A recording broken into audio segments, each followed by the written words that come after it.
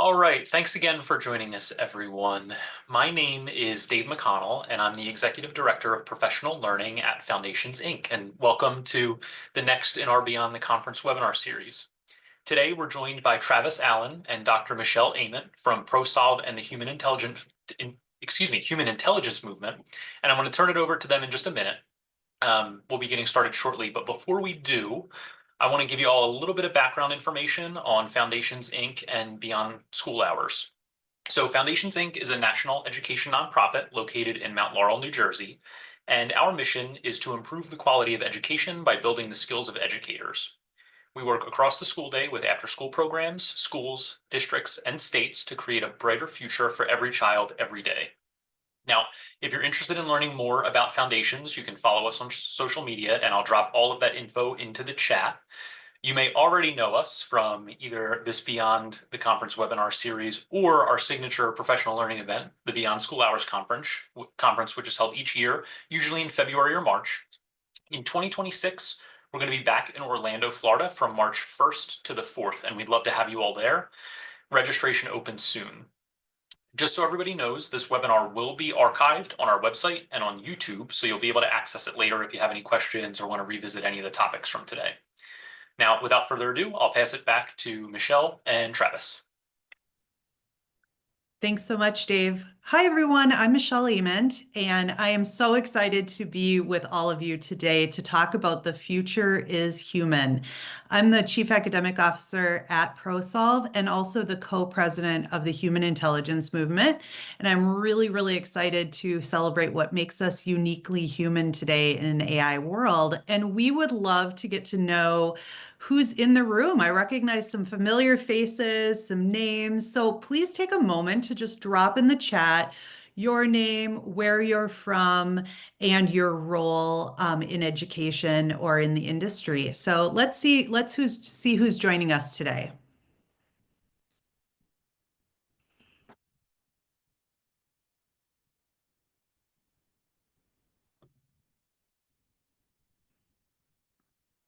Great to see you, Casey.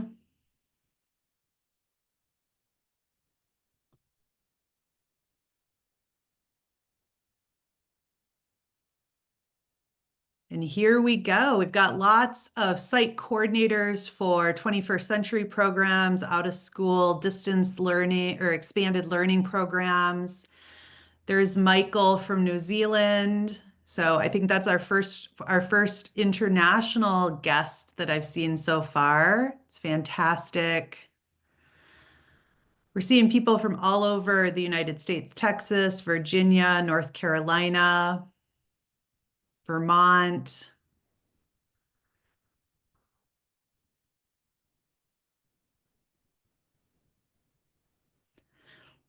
Well, it's terrific to see so many of you taking time out of your busy day today to just join us for this webinar.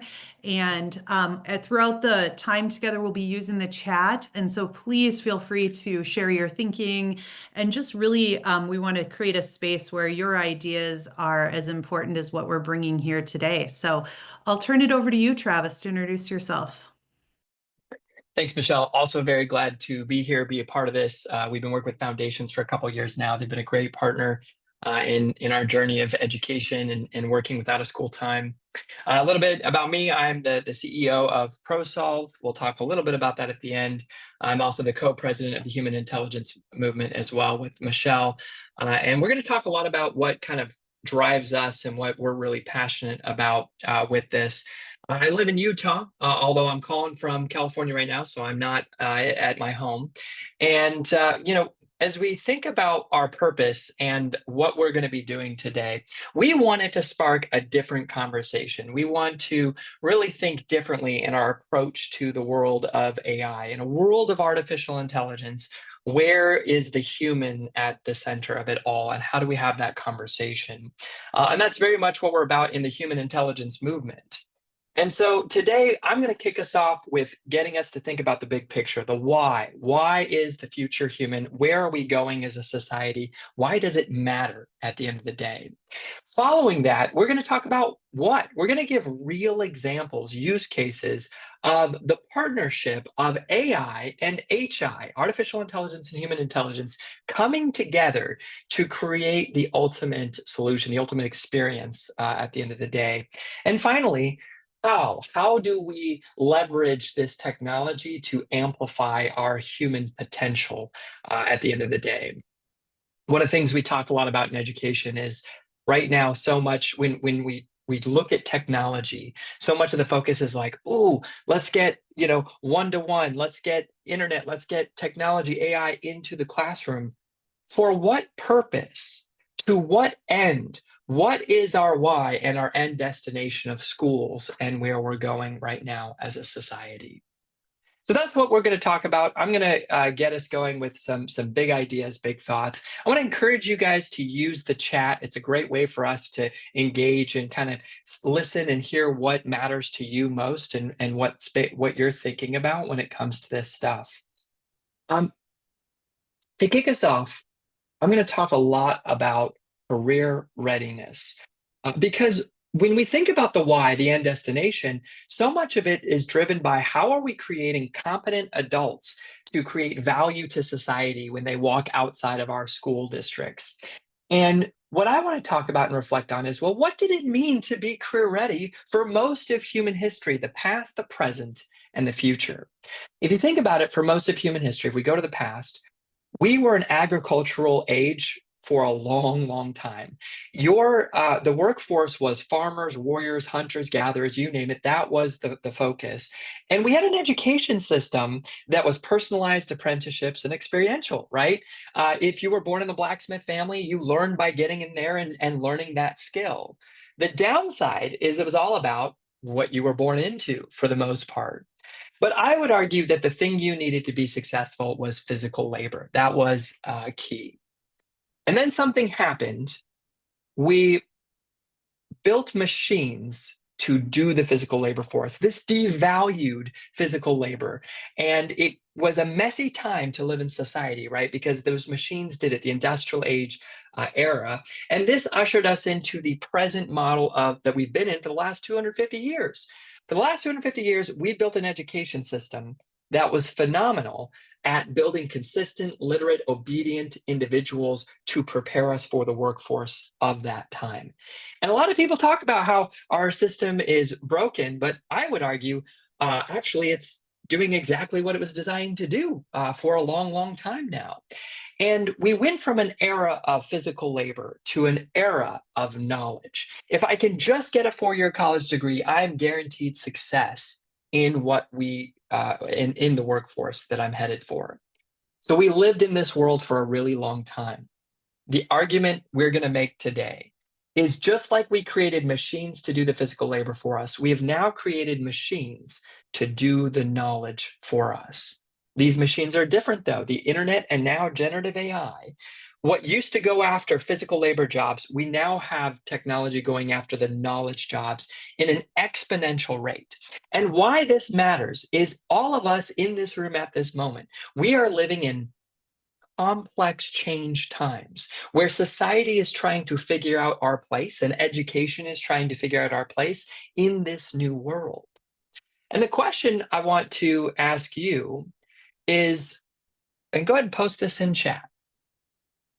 Will teachers and professionals in education be replaced by AI? Knowing what you've seen today, will we be replaced? Go ahead and post a yes, a no, and maybe a reason why. Why will we not be replaced in this educational world? So I'm saying, Gloria, good to see you. Saying no, absolutely not from Kevin. If you want a failing society, yes, that is the way to go. No, human touch is still needed. No way, because AI does not have feelings. Human touch cannot be replaced. All learning occurs is based on emotional meaning. I like that, emotional meaning behind the learning. I think that's good. If there's a profit to be made, then yes, absolutely, it'll work. So here's the thing. Here's what I believe. Will teachers be replaced by AI? No, but they will be replaced by a teacher who uses AI. That's the reality we live in. Right now, this applies to every industry, every job right now. If we are not leveraging our best self and tapping into our unique human skills, then and leveraging AI along that way, then we are going to be irrelevant in that workplace. We have to figure out how we can come in and do this, right? McKinsey Global Institute just did a study that showed by 2027, not far away, 85 million jobs will disappear globally, and 97 million new jobs that didn't exist will create into existence. The challenge is, will it be the same people who do those jobs that are losing the current jobs? That's part of the challenge that we face. So this is what I'd like us to think about. In the world of the digital age that we've been living in, I would argue that the currency of the workforce today is our human skills. We went from an era of physical labor to an era of knowledge to now the future is human. Human skills have always been around, right? Have been imperative to jobs, but I would argue they're the most imperative now because AI is going after every other skill set, knowledge base, focus area that we've done. So I want to turn it over to Michelle, and let's break this down. What do we mean by the future is human, and what do we mean when we say human skills are the future? Thanks, Travis. So when we think about human intelligence for an AI integrated world, at ProSolve, we think about this in three ways. We think about we need humans who solve. And really what that means is we need humans that have the agency to explore, to think deeply, and to be innovative in solving complex problems. So human intelligence for our world means humans who can solve. It means humans who can adapt. This ability to be adaptive, having adaptability competencies really is all about the confidence to just start with something, the grit to keep going and endure, and the self-awareness to be in constant self-approval, the content, well, I'm tripping over my words. The ability, let me start over. The confidence to start, the grit to endure, and the self-awareness to be in constant improvement. And then we need humans who can connect, which is our ability to really work with others, have that human to human connection, to be able to express ourselves as great communicators, and have this deep sense of moral integrity and responsibility. And so when we think about human intelligence for our AI world, we think about humans who solve, humans who adapt, and humans who connect. But go ahead and go to the next slide, Travis, because I think when we think about those categories, it's important to go a little bit deeper. What does it really mean to be a human who solves? And I would really pose to this group that the three skills that are crucial for an AI world are around curiosity, creative problem solving, and critical thinking.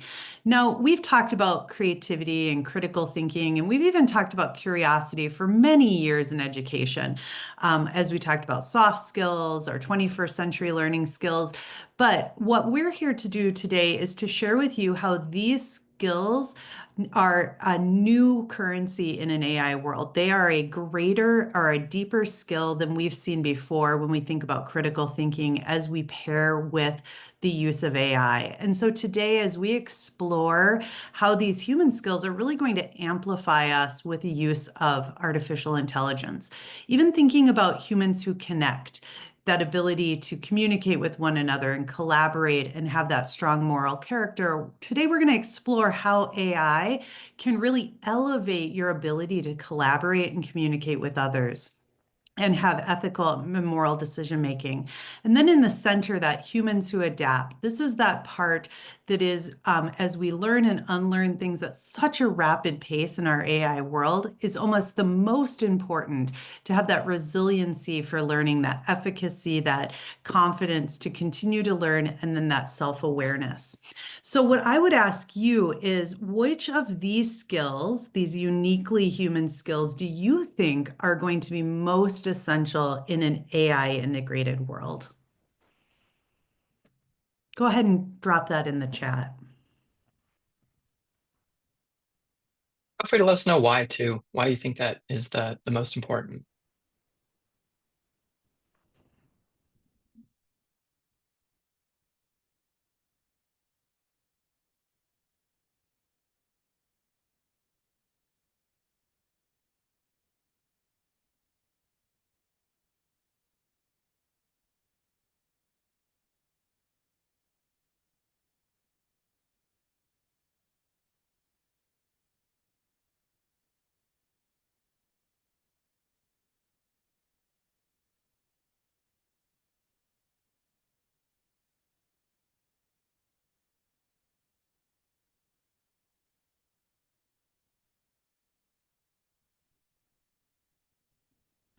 So we're seeing an idea from Kevin around critical thinking as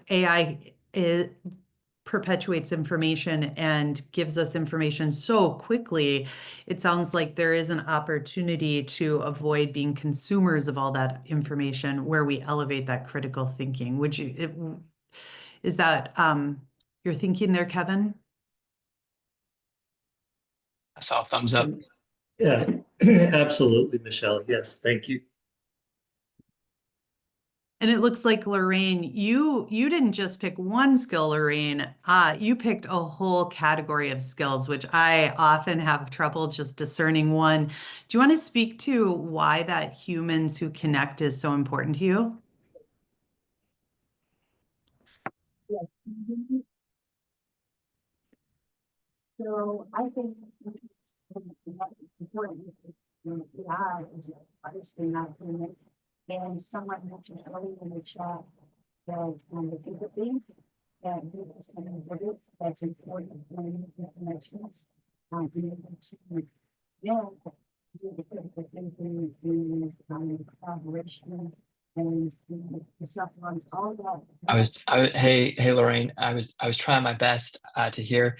There's like a mic issue or something. I think other people experience it as well. So super hard to hear. If you want to post in chat, would love to. I will. Thank you. Yeah. Thanks, Lorraine. I thought it was just me, Travis, so I'm glad you on that.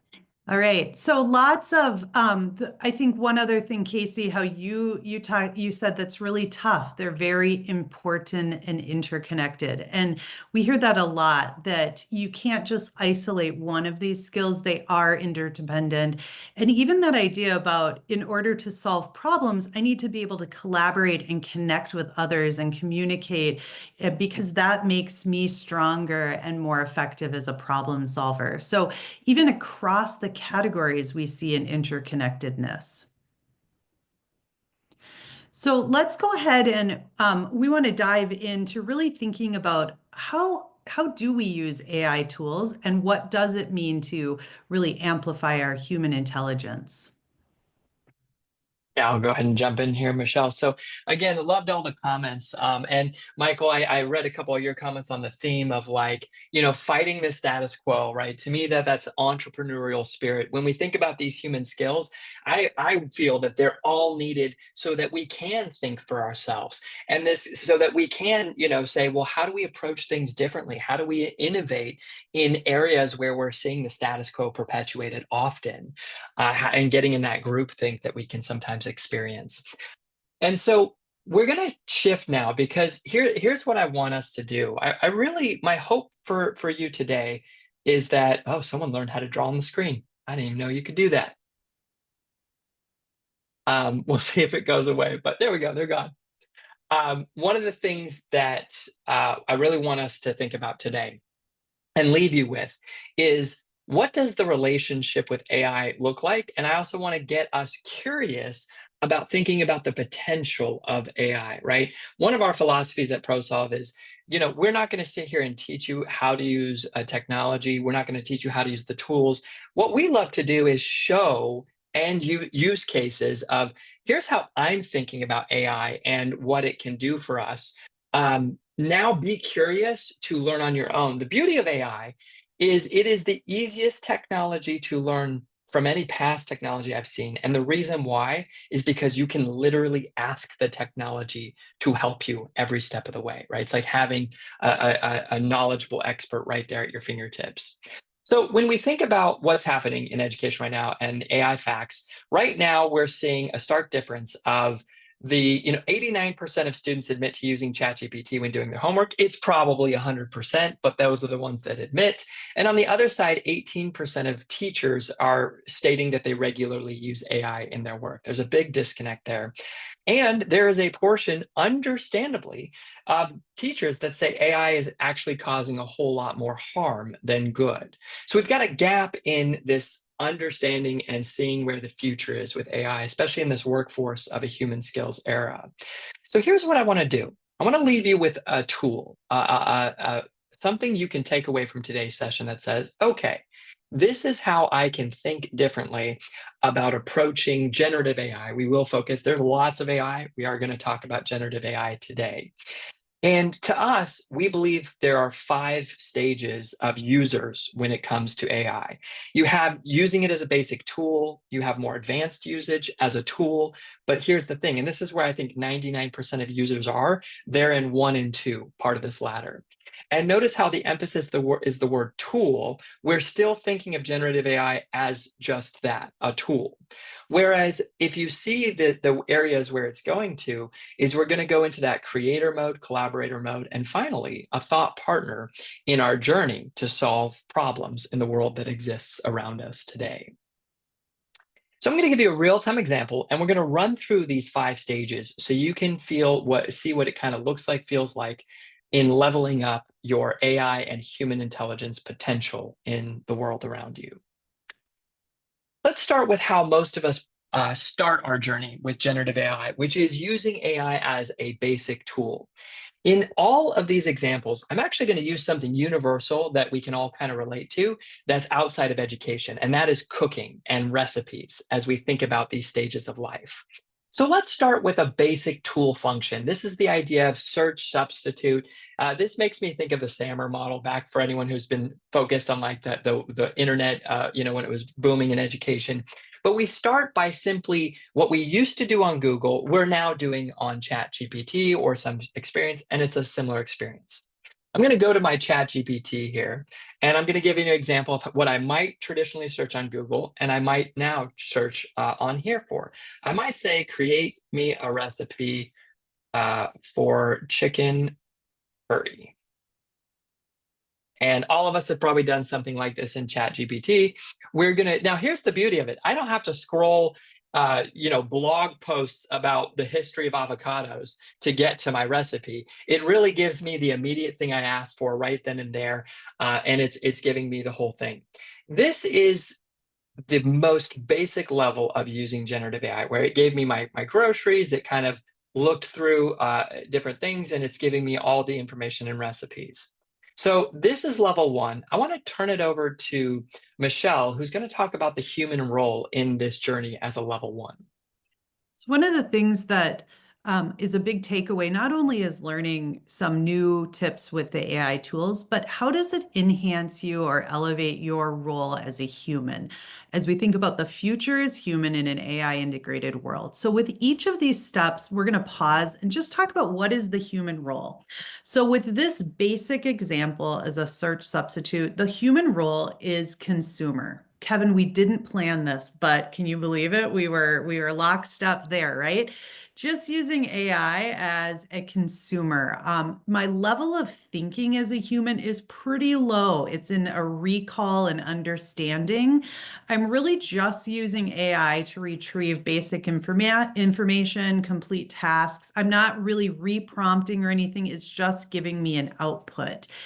And one of the things that I invite you to do right now is just kind of reflect on your AI use as we go through these different 5 levels of the ladder, kind of figuring out where are you with your use of AI and where are you with your human role with AI and where might you start to level up? Because that's really the name of the game. At the end of today, what have you taken away to level up and improve? So the first question, do I mostly use AI to get quick answers that I don't change very much? It's very ask a question, get an output, ask a question, get an output. Am I consuming AI information? Am I also taking what I'm consuming and copying and pasting it into an email, into a piece of writing? I'm not really doing any changing. I'm just consuming the output. The other thing to kind of think about is, do I see AI as a faster Google and it's something to interact with? This is an interesting concept that I'm really curious how many of you go to your AI tool versus Google now to get information. And so thinking about these questions, just go ahead and put in the chat if you see yourself at level 1 on the AI ladder. Are you feeling like you're utilizing this consumer, your thinking is very recall and understanding? Let's kind of see where folks are.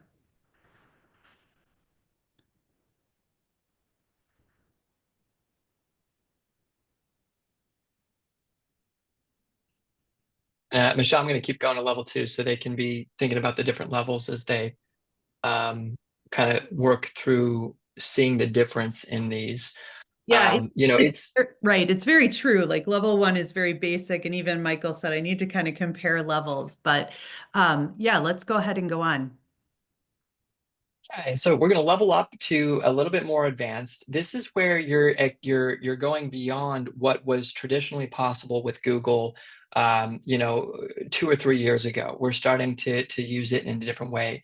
The beauty of AI is all about the personalization and customization of the journey, and this is not really relevant to education because I feel like there has been this false promise, this myth of personalized learning for 20 years now. We were like, oh, we've got one-to-one laptops and we can make personalized learning. Well, guess what? There is one instructor and 30 kids in that classroom. Really, to what degree has it been a personalized journey for each of those kids? AI is the first glimpse I've seen at maybe fulfilling that promise we've had for 20 years. I can't say for sure it's there, but I see the potential of it. So what does it mean to personalize this? Well, here's where I can say, using this same recipe, remake it so that my 7-year-old can follow it and make it. We are gluten free and we only have 30 minutes to make it. This is it in its simplest form, right? Sometimes our brains don't intuitively think of having a more conversational experience with AI, though, to make it personalized, to make it more what is unique to me and how are you going to meet my unique needs? And so now it's modified this to be kid friendly, gluten free in 30 minutes, right? It's giving me all the instructions, what to use. You know, it's simpler instructions maybe, and I could level that up. Maybe I want harder instructions for my child to do it, right? It has some notes for grown-ups. Hey, for grown-ups, you might want to help with these following things, right? So this is the idea of how it's personalizing the experience. And there's many examples of what I could do with a simple recipe to do this. But I'm going to pause here. We're going to go back in and check in on our human role in this relationship. Okay, so using AI in this way, we started to become an adapter. So our critical thinking is going up a little bit. We're not just consuming and understanding what we're reading, but now we're understanding and adding a layer of application. So at this level of personalization, we start to tailor that output, like you saw Travis do, to fit kind of our needs, our audience, our voice. And I'm really curious, as you think about your AI use, are you at a place right now where you are revising or prompting AI to better fit your context? Are you giving some time restraints to really improve that personalization or that output?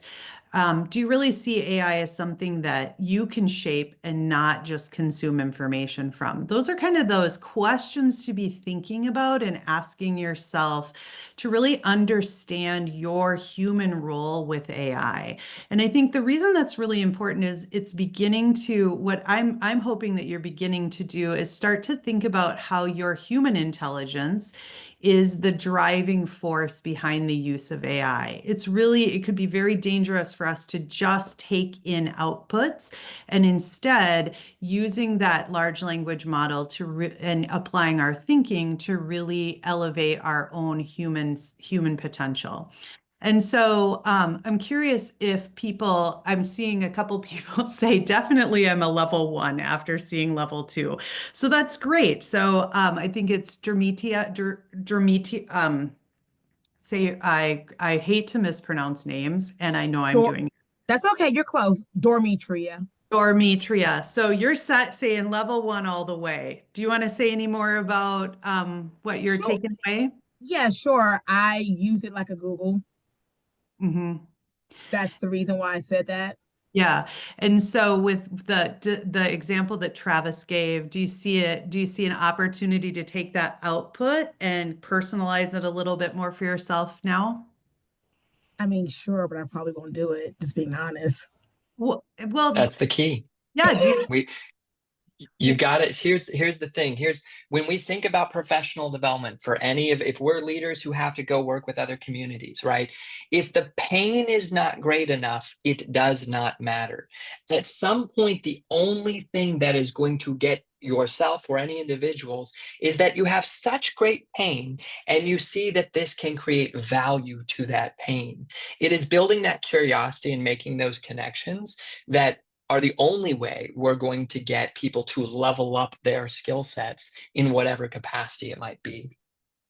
Yeah, but I will say one more thing that I do sometimes hear recently, like, and I'm sure it's probably maybe another level, or maybe it's this level. I know it's a big thing now of like using it in terms of like, oh, making your email sound friendlier or making it sound more professional. Those kind of things I know are also tied into AI. I use that a little bit some. well, that sounds a little bit like level two here because you would change the voice or who your audience is.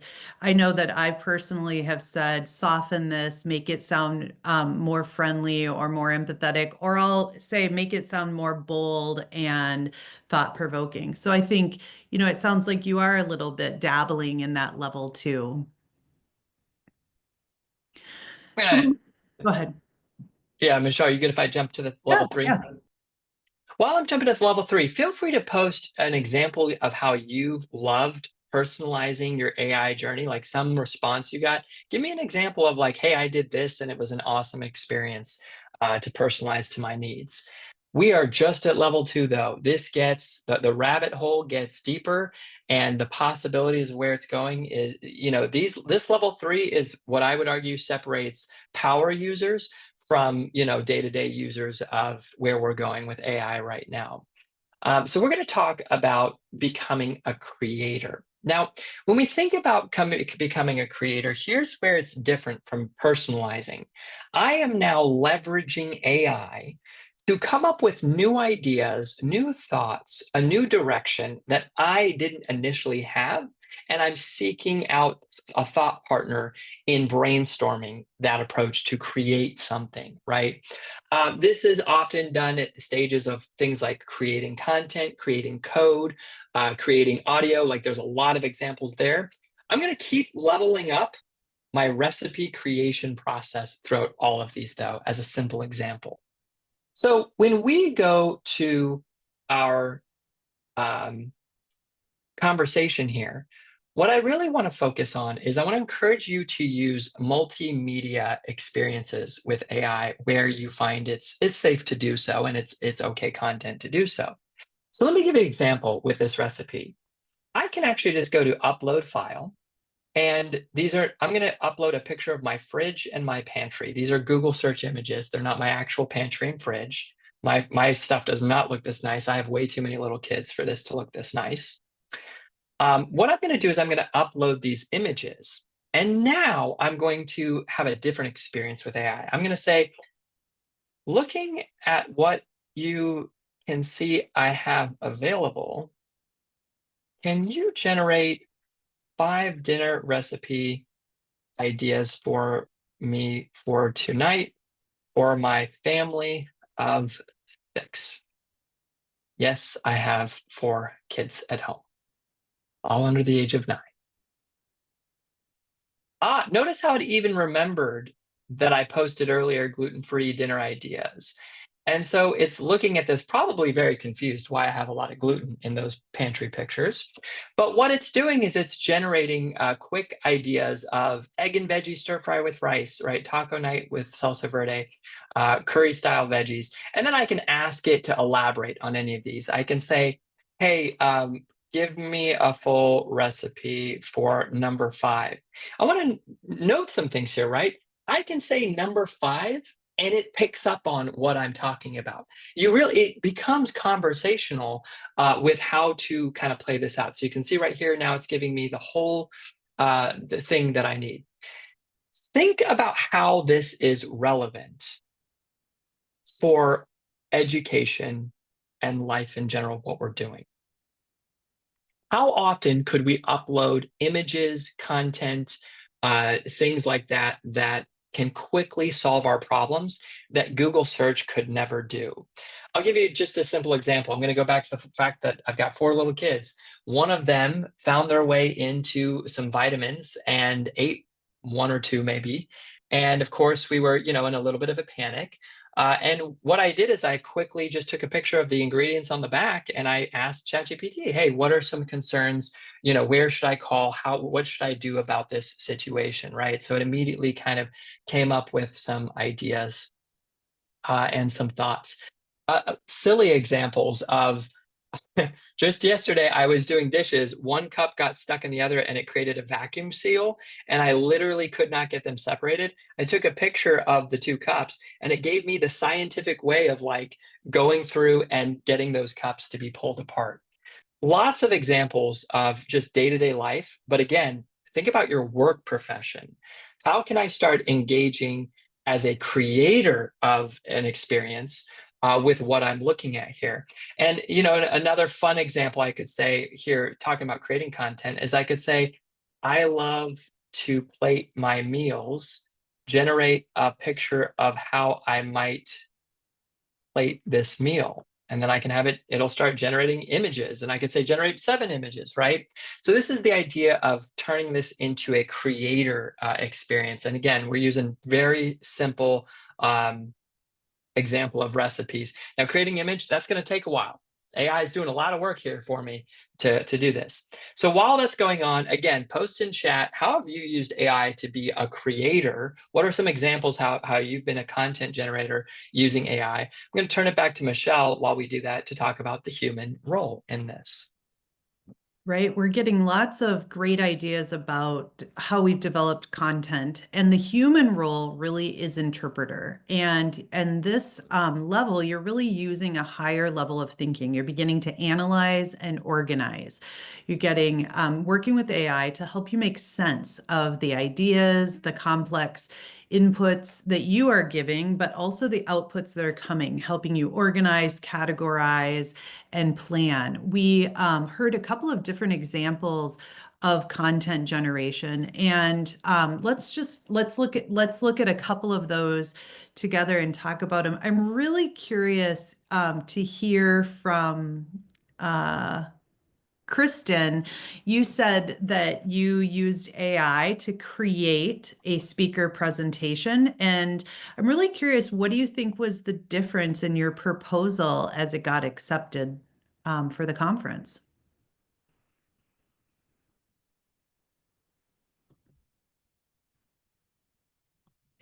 If Kristen wants to share, otherwise.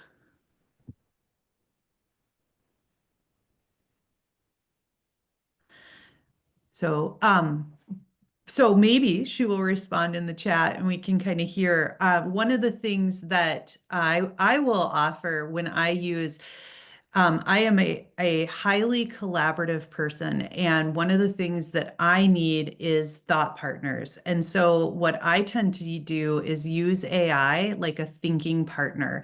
So I will give a lot of ideas, and then AI will help me organize and structure my thinking. And that's definitely a way that I leverage AI in the analysis and organization. Let's see some other folks that are ways that they are using AI for content generation. Kevin, do you want to speak to kind of this sense of overwhelming or frustration that you maybe would have felt? Yeah, I even think of students, that have to take a writing test. So many states have that writing test, and often there's just this sense of paralysis that the student feels about just getting started. And I felt that way. I have this project that I have to do, a report that I need to complete, and I have found that if I just go into ChatGPT and just maybe put the directions in there, or put some type of a little summary of what the output is that it's seeking, it gets me jump started, and it reduces that sense of overwhelm. My amygdala starts to shrink. I can actually think and be thoughtful. So ChatGPT has been a huge lifesaver for me in terms of just getting off the starting line.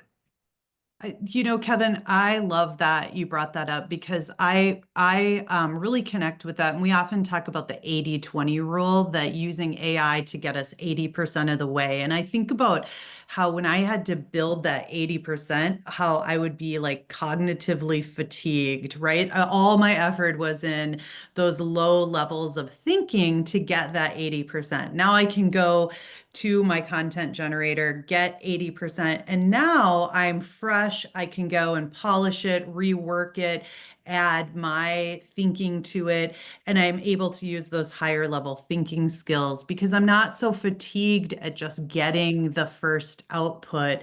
And I think what you said about like overwhelming, I know I've worked with several kids who just didn't know how to get started. They were kind of struggling to make a go at it. So great example. Well, Travis, we're getting a lot of ideas too, just around like people never thought they could ask AI how to help plate the meal or how to create. Jeff mentioned about kind of working in the garden. So I love that we're not only getting things that we use in our day-to-day in our work with students, but just our day-to-day lives. So how about let's take a look at level 4. Yeah, we like I said, they get more robust and complicated as they go up. We're only at level 3, and we're seeing huge potential in what AI can do for us in helping us become bigger problem solvers.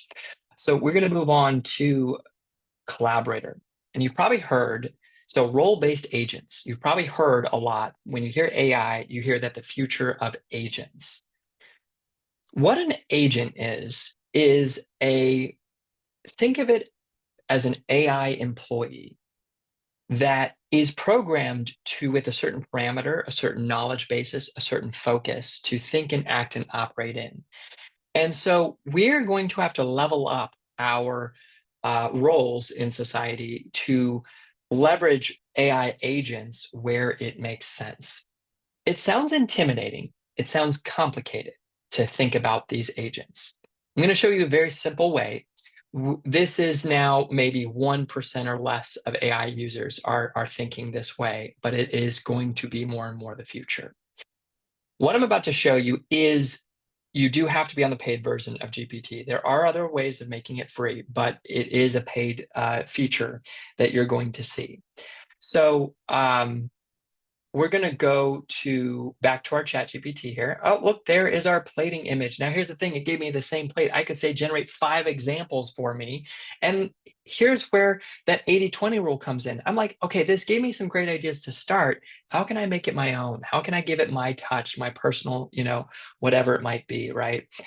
So that's what this is. This looks like. So we're now going to talk about what's called projects on ChatGPT. So it can be tedious, long prompts of all the things about my family when it comes to preparing my meals and recipes. I want to create an agent. It used to be only the elite, affluent people could afford a full-time nutritionist chef right in their own backyard, right? Well, I'm going to create an agent that is going to become my nutritionist for my family, and they're going to help me meal prep and do all sorts of things. So the way that I would do this is I create a new project. When I do that, I have this experience where I get to define what I want my agent to become. So I wrote this long prompt that AI generated for me. We'll talk about that in a moment.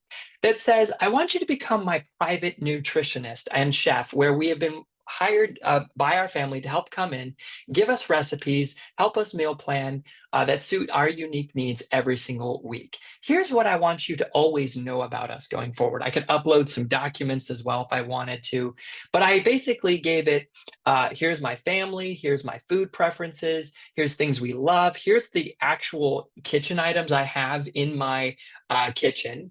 Here is my preferences on types of meals. We want to get creative, challenge us, give us a new challenge. We want to try some Greek food. We want to try some Thai food that we want to make ourselves, right? So I gave it some prompting. Now, how did I create this or know to create this, right? Well, if you go to, this is the beauty of AI. I literally just went to ChatGPT, opened up a chat, and said, hey, help me make an agent. I want to make a health and food agent that will help me and my family. Yes, please help me create this. So I'm not going to do this live. I'm just going to show you. It asked me the questions. It said, great, I'm going to ask you some questions to get us started. Here's what food preferences, kitchen inventory, meal planning preferences do you have? And we go back and forth. We're having a conversation here. We're like, okay, this is kind of a little bit about us, what we want to see. And at the very end, I said, give me a full report of everything you just documented about me. And so I can copy and paste it in one go. Now, some of us might have gone in and copied each section of what it included. This is where we got to think, organically, right? Give me the full report. I literally hit copy here, and then I went over here and I hit paste. And this is exactly what it formatted for me to plug into it. Now, why does this matter, right?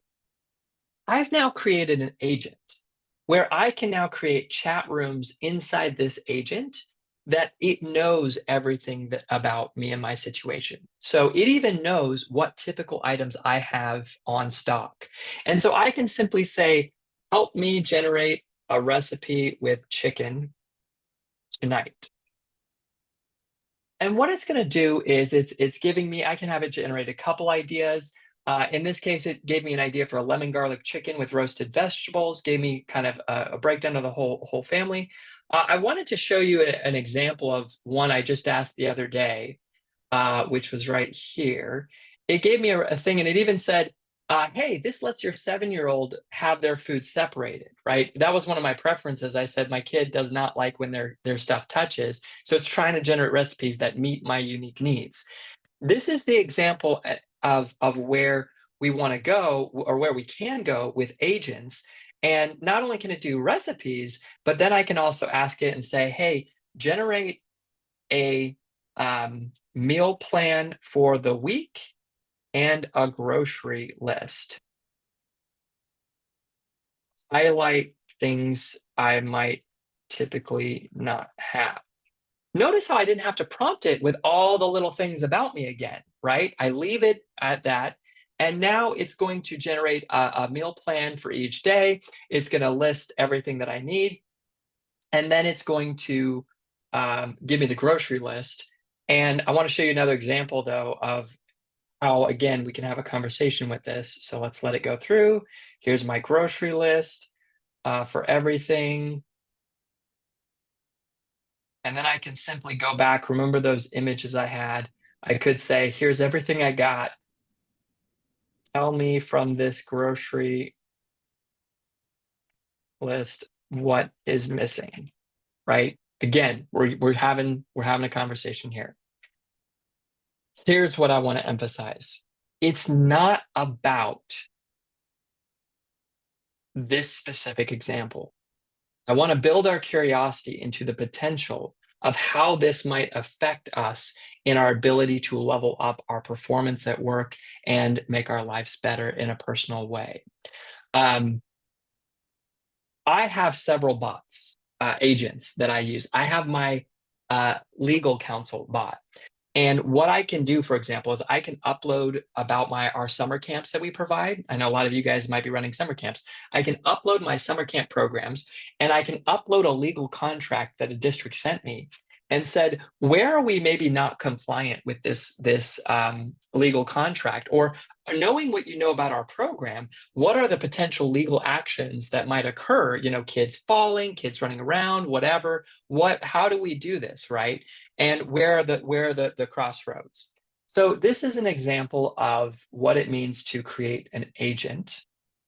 There's way more advanced ways to do this. There's the agent market and all these other things. We're not getting into that today. I wanted to show you a simple way to get started to create your own first agent using AI.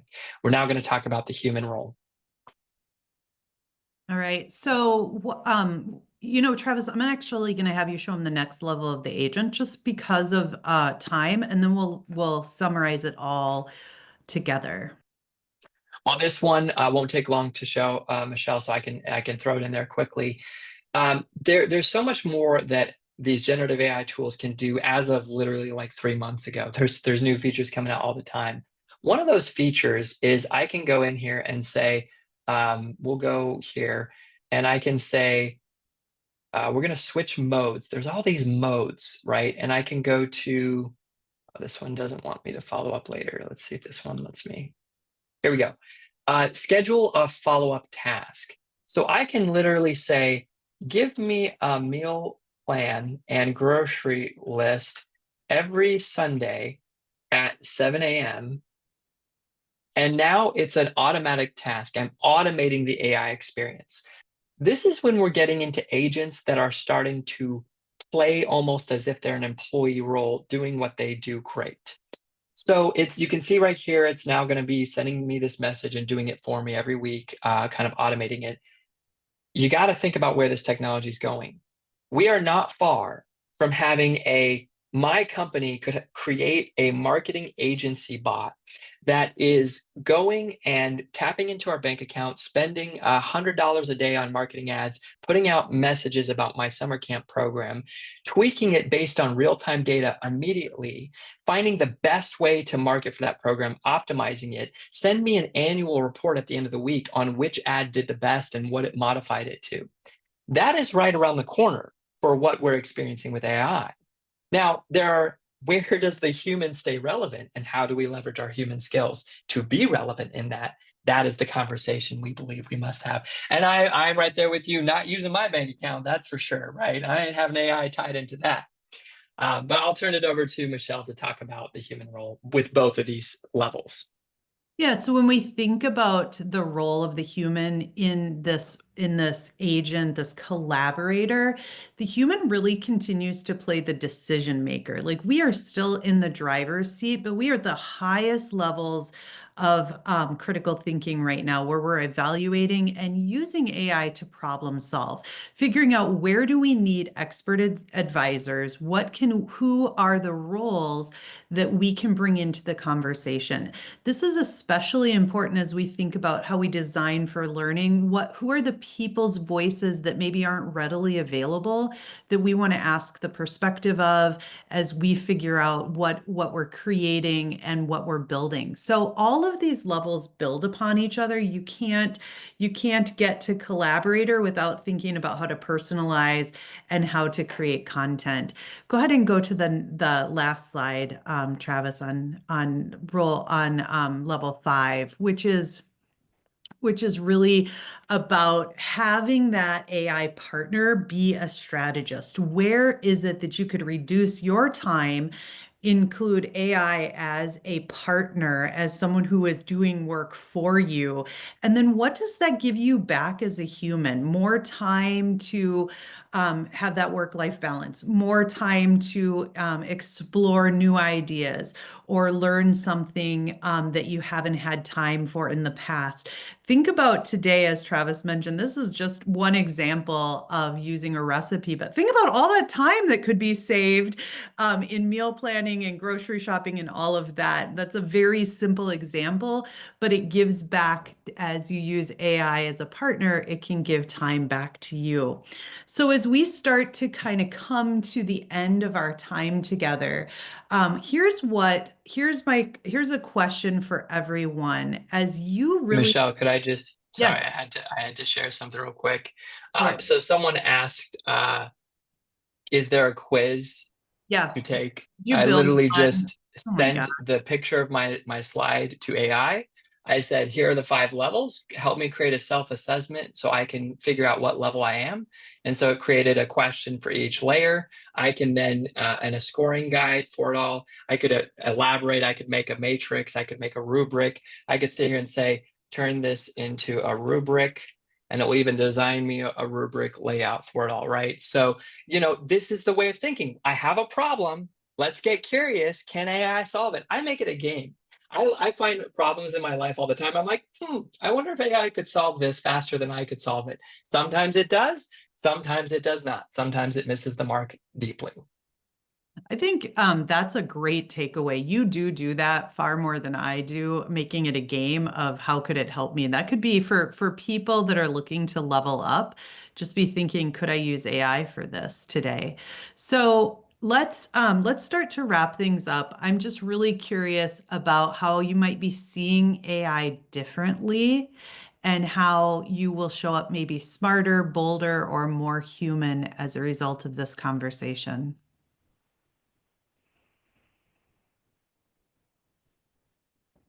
Gotta give kudos to this rubric. It's actually pretty good. I'm thinking I might want to take it for the latter, I Michelle. love that you just put that in there because me, I was like, well, I'll have to get back to that quiz later. And here, here, right in real time, you've got a quiz made and a rubric. I remember this is 80%, right? Humans Yeah. got to do something with it. And the actual application of the creation is key.